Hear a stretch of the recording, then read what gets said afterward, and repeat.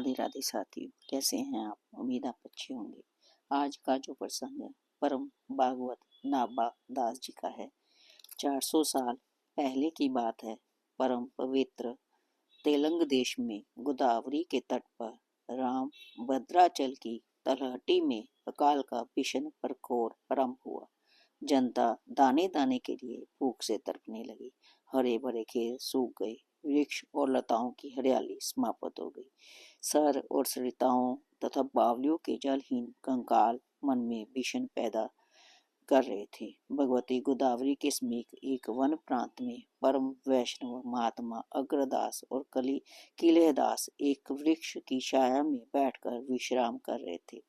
वह कहीं बहुत दूर से यात्रा में गए से दिख पड़ते थे। दोनों महात्मा रामानुचारण की मीठी ध्वनि के साथ वन को प्रान्वित कर रहे थे। ठीक दोपहर का समय था। परम प्रचंड मर्तंड गगन मंच पर तांडव कर रहे थे। वन के सारे जीव जंतु प्यास की आग से जल रहे थे। थोड़ी ही दूर पर किसी शिशु के रोने की आवाज सुन पड़ी। दोनों महात्मा चौंक उठे। वे आगे बढ़े। उन्हें अचानक का ठिकाना न रहा। उन्होंने देखा एक घने वृक्ष की छाया में एक 5 साल का शिशु रो रहा था। ऐसा लगता था कि माता पिता अकाल पीड़ित होकर तथा पेट की ज्वाला से त्रस्त होकर उसे वही छोड़ गए हैं। महात्मा अग्रदास का हृदय दया से द्रवित हो उठा। नवनीत के समान कोमल जो था वह, उन्होंने शिशु को अपनी गोद में बिठा लिया। किलेदास को तुरंत ही पानी लाकर उसके मुख पर छिड़का। शिशु नेत्रहीन था। विचित्रता तो ये थी कि नेत्र के निशान तक न थे। शिशु ने थोड़े समय के बाद चेतन लाभ किया।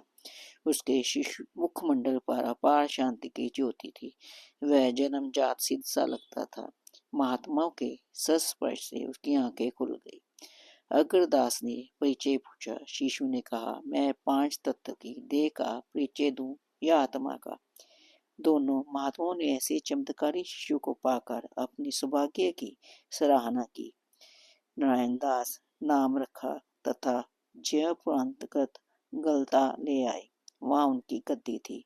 नारायण दास ने अग्रदास जी से दीक्षा ली। नारायण दास ही नाभा दास थे। भजन पूजन और भगवान के स्मरण और चिंतन में उनके दिन बीतने लगे। उन्होंने भक्ति की जो विजयनी पताका का भक्तमाल रचना के रूप में फहराई है, वह सिख तो हिमाचल तक की मानवता को अनंत काल भगवान की महिमा और भक्तों के चरणों पर नत कर जीव को जगत के माया मोह बंधन से मुक्त करती रहेगी। धीरे धीरे परम भक्त नाभा जी दास जी को निष्ठा बढ़ती गई। वह गुरु की सेवाओं का बड़ा महत्व देते थे। एक बार उनके गुरुदेव महात्मा अग्रदास मानस पूजा में थे। उन्होंने देखा कि समुद्र की लहरें अचानक आंदोलित हो उठी हैं। एक शिष्य का माल से लदा हुआ जहाज डूबता ही जाता है। शिष्य ने गुरु कृपा से शरण ली। अग्रदास उसकी विहलता से शुद्ध हो उठे। नाभा दास ने अंतरात्मा की अनुप्रेरणा से जान लिया कि गुरुदेव का चित्त चंचल हो उठा है। उन्होंने राघवेंद्र से मन ही मन प्रार्थना की व्यापारी का जहाज न डूबे और अंतर्दृष्टि से उन्हें पता चल गया जहाज डूबने से बच गया है। तूफान समाप्त हो चला है। समुद्र शांत है। व्यापारी आश्वस्त है। उन्होंने सारी बातें गुरु के चरणों में मस्तक नत कर निवेदन कर दी और उनसे प्रार्थना की मानस पूजा निवर्त समाप्त करें। अग्रदास जी उनकी सच्ची गुरुनिष्ठा और आचार से बहुत प्रसन्न हुए। उन्होंने सोचा कि जो जीव एक व्यापारी को सागर में विनष्ट होने से बचा सकता है, वह भव सागर में डूबने वाले असंख्य जीवों का उद्धार करने में निस्मेर समर्थ है। उन्होंने नाभा दास की पीठ ठोकी और कहा, तुम भक्तों का चरित्र वर्णन कर भगवत भक्ति की महिमा कल्पता का विस्तार करो। पहले तो नाभा दास जी ने अपनी असमर्थता प्रकट की और कहा, मुझे आपके संग में रहकर वैष्णव की सेवा करने, उनको प्रसाद पाने में जो सुख मिलता है वह वही पर्याप्त है। पर अपने गुरु की महती कृपा देकर उन्होंने भक्तमाल की रचना की। भगवान और उनके भक्तों के मृत सागर से कलिकाल के जीवों के पाप ताप की शांति की। भगवान ने सारे अलौकिक रहस्य उनकी बुद्धि में भर दिए। नाबा दास ने छप्य छंद में भक्तमाल लिखा। यही भक्तमाल है जिसकी मैं कथा रोज आपके सामने पढ़ती हूँ और आपको इसकी कथा का आनंद देती हूँ। ये ग्रंथ भक्ति साहित्य का अपूर्व अद्भुत अलौकिक इतिहास है। नाबा दाजी परम वैष्णव और सिद्ध कवि थे।